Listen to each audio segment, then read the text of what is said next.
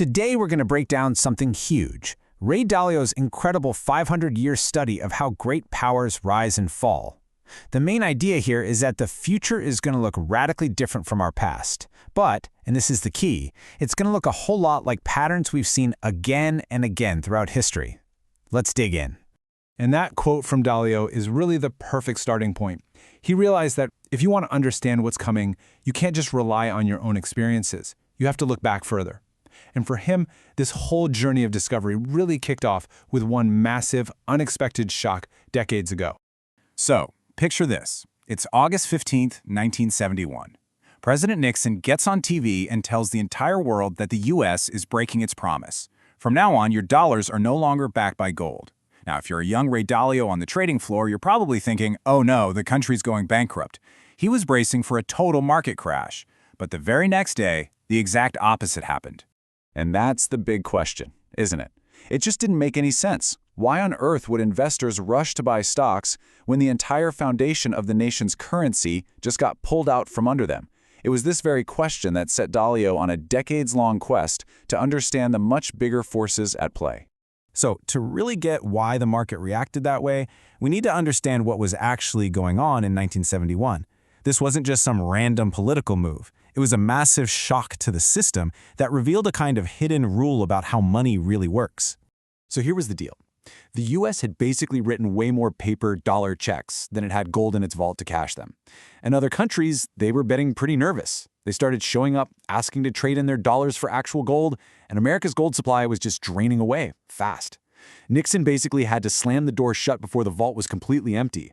Which brings us right back to that absolutely wild result. Instead of a crash, the market boomed, eventually jumping nearly 25%. This was the moment Dalio knew he was missing a huge piece of the puzzle. And to find it, he realized he had to go digging through history. And when he started digging, he found something incredible. This crazy, shocking event from 1971, it wasn't new at all. In fact, it was almost a perfect carbon copy of something that had happened just a few decades before. I mean, just look at this. The parallel is stunning. Back in 1933, smack in the middle of the Great Depression, President Roosevelt had the exact same problem. Everyone was demanding gold, and the country was running out. So he did the same thing Nixon did. He broke the link to gold. And what happened next? The government fired up the printing presses, created a ton of new money, and boom, asset prices went through the roof. And this is where it all clicked for Dalio. He identified a core principle. When a government gets into a tight spot and just prints a whole lot of money, that cash floods the system. Now, the value of each individual dollar goes down, sure, but all that new money has to go somewhere. So it ends up chasing assets, like stocks, gold, and commodities, pushing their prices way up. And we've seen this exact same playbook run again in 2008, and of course in 2020. But you know that whole money printing principle? That was just the first piece of a much, much bigger puzzle. Dalio started to see that these financial crises weren't isolated events. They were symptoms of a huge, predictable pattern that governs the rise and fall of entire empires. And he calls it the big cycle. What really pushed him to do this deep dive into history was that he saw three massive forces all converging right now, today, and it's a combination we haven't seen in our lifetimes. Number one, gigantic levels of debt and money printing. Number two, huge internal conflicts over wealth and values. And number three, the rise of a new great power, China, to challenge the existing one. So the big cycle basically tracks how these dominant world powers, like the Dutch and later the British empires, climbed to the top and then eventually fell. And as you can see right here, we're at another one of these massive historical turning points. The power of the US and a rising China are now getting pretty comparable. And historically, that's a situation that has often led to major conflict. Okay, so how does this whole cycle actually work? Well, Dalio breaks an empire's life down into three distinct phases. You've got the rise, the top, and the decline.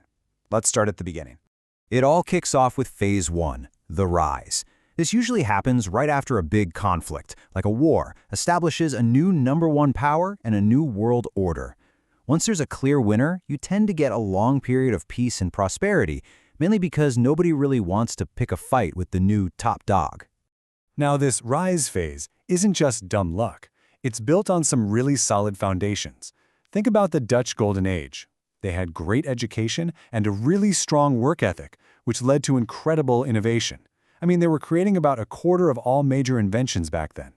That made them super competitive on the world stage, and they used a powerful military, which they paid for with the world's first ever stock market, to protect all their trade routes. So, after all that hard work, all the building, the innovating, the striving, an empire gets to phase 2, the top. This is the golden era, peak power, peak wealth. But, and this is the really fascinating part, the seeds of the eventual decline are actually sown right inside the success of this period. And this is the tricky part. When you're at the top, that very success starts to create problems. Your workers have earned a good living, which makes them more expensive than workers in up-and-coming countries, so you start to lose your competitive edge. The generations who inherit the wealth didn't have to build it, so they can afford more leisure, and that initial drive can start to soften. And as all this wealth builds up, it tends to get concentrated at the top, creating these huge gaps between the haves and the have-nots, which of course fuels all kinds of social tension. And the big one, when you have the world's top currency, it's super easy to borrow, and that leads to huge financial bubbles that hide the fact that the foundations are getting weaker. And that leads us to phase 3, the decline. This is when all those little internal weaknesses start to fester and then combine with challenges from the outside. It usually starts pretty slowly, and then it all seems to happen at once as the very systems that made the empire great begin to crumble.